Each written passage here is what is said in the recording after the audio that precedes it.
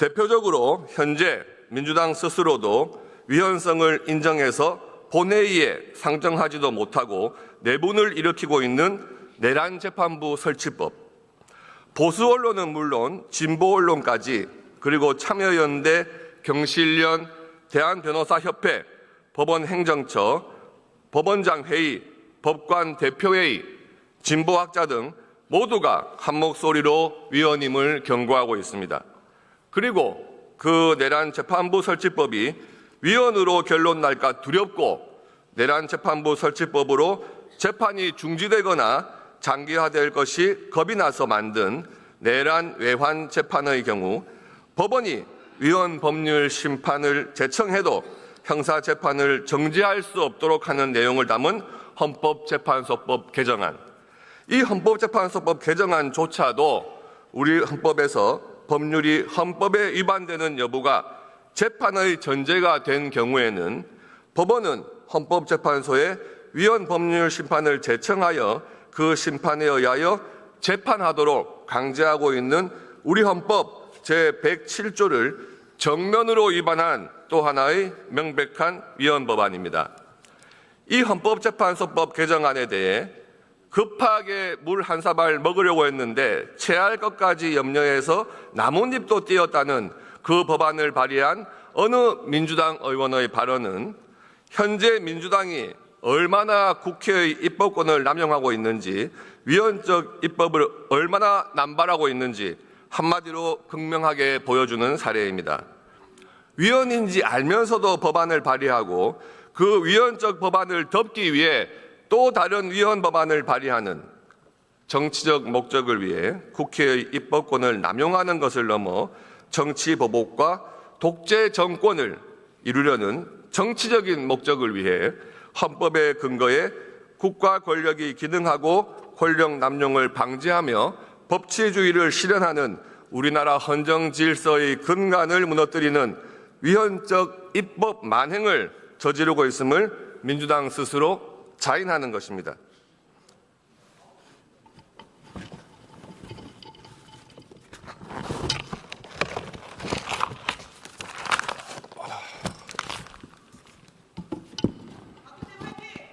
예, 이게 러브 액츄얼이라고 하는 영화에 나오는 그걸 좀 본땄고요.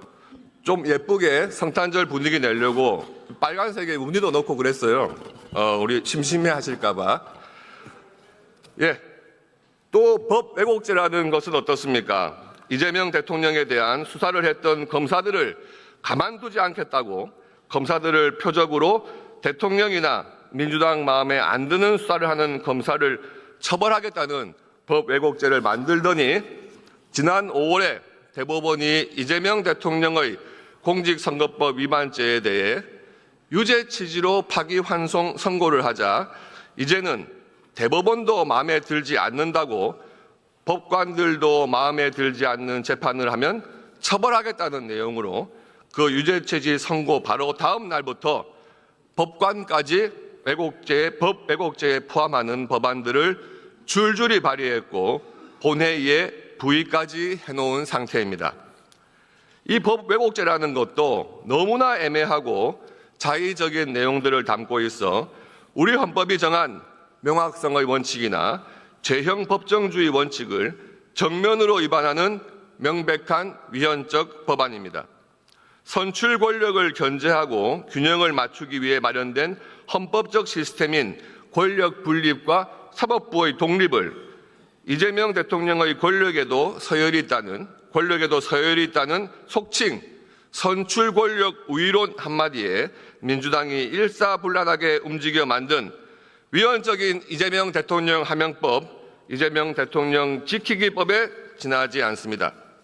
이 외에도 헌법재판에 대해서도 헌법 소원이 가능하도록 하는 재판소원 도입법, 헌법재판소법 개정안이죠. 재판에 대한 불복은 대법원에서 끝내도록 한계를 설정한 헌법 제101조 제1항, 제2항을 정면으로 위반한 위헌적인 법안입니다. 법원행정처를 폐지하고 외부인사가 개입하는 사법행정위원회라는 새로운 형태의 사법행정기구를 설치하는 법, 법원조직법 개정안입니다.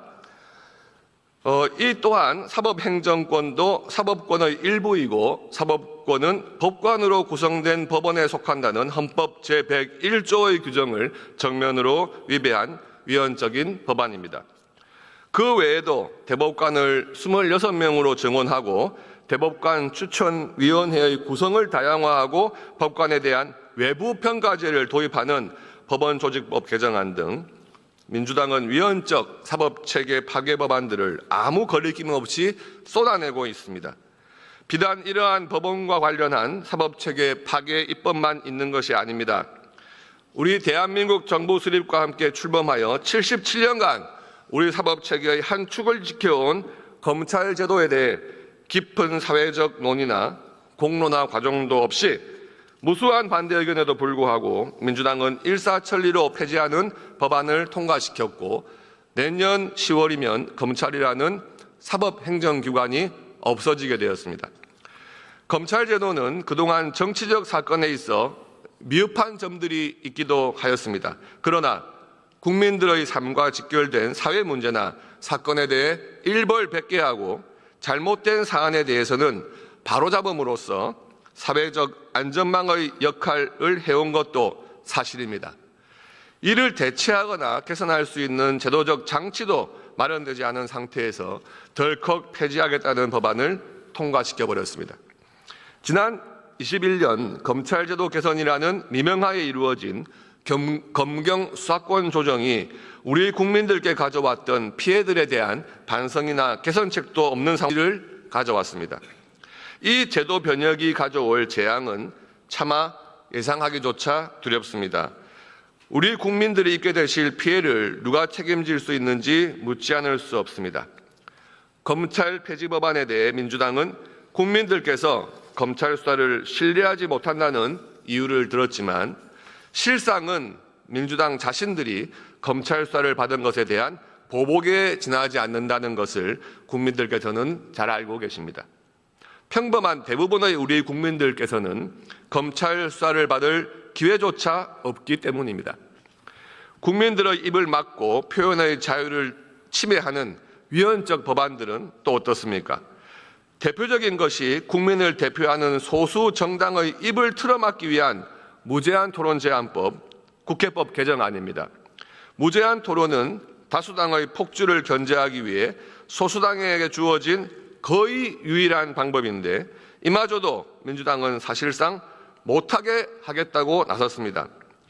그리고 그 말도 많고 탈도 많은 김현지 대통령실 부속실장에 대한 의혹들이 하루가 멀다고 불거지고 그 의혹들을 해소해야 한다는 국민들의 요구가 넘쳐나자 혐오 비방성 정당 현수막을 규제하겠다는 내용으로 사실상 김현지 의혹을 담을 수 없도록 하는 김현지 현수막 규제법, 옥외 광고물 등의 관리와 옥외 광고 산업 진흥에 관한 법률도 민주당이 발의했습니다. 이렇게 소수당, 야당의 입을 틀어막는 법안에도 모자라고 불안했는지 민주당은 유튜브 허위 조작 정보 방치 시 매출액에 대한 일정액의 과징금을 부과한다는 징벌제 손해배상제를 도입하는 국민의 입을 틀어막는 법안, 정보통신망 이용 촉진 및 정보보호 등에 관한 법률까지 발의했습니다. 가히 언론과 표현의 자유를 틀어막는 현대판 재갈물리기 3법입니다. 이러한 민주당의 폭주는 이재명 정권의 독재에 부역하는 것입니다. 이재명 정권은 이러한 민주당의 위헌적 입법을 부추기고 나아가 스스로 사법체계를 파괴하는 행위를 아무 거리낌 없이 하고 있습니다. 대표적인 것이 최근 이재명 대통령이 성남시장 시절 사업을 설계했다는 대장동 개발 비리 사건 1심 재판에 대한 검찰의 항소 포기 외압 의혹 사건입니다. 그리고 이재명 대통령의 불법 대북 송금 사건의 공범 이화영에 대한 재판에서 불공정한 재판 우려가 있는 재판부에 대해 검사들이 법률에서 정한 기피 신청과 기피 신청에 따른 재판 정지를 예상한 법정 퇴정을 하였음에도 마치 검사들이 법정 질서를 해치는 행위를 하였고 법관에 대한 모독이라고 하면서 이들 검사들에 대한 감찰을 지시한 사건입니다. 이 두 가지 사건은 단순한 대통령의 권한 행사가 아닙니다. 대통령이라는 국가 최고 권력자가 자신의 권력을 자신의 재판을 위해 악용하고 남용하는 것입니다. 현재 중지되어 있는 이재명 대통령 자신의 재판들을 무죄로 만들고 무력화시키기 위해 우리나라 사법체계의 한 축인 검찰 제도를 무력화시킨 것입니다.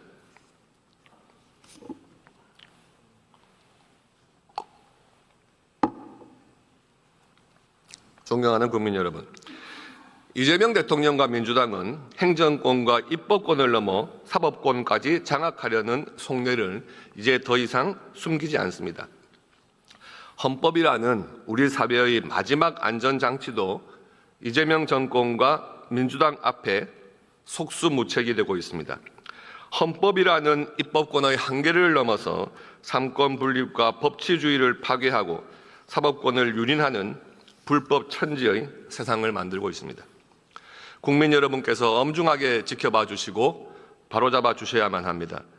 지금부터는 이재명 정권과 민주당이 얼마나 심각한 사법 파괴 행위를 하고 있는지, 그리고 우리 국민들께 얼마나 큰 피해를 입히게 될 것인지 하나하나 설명드리도록 하겠습니다.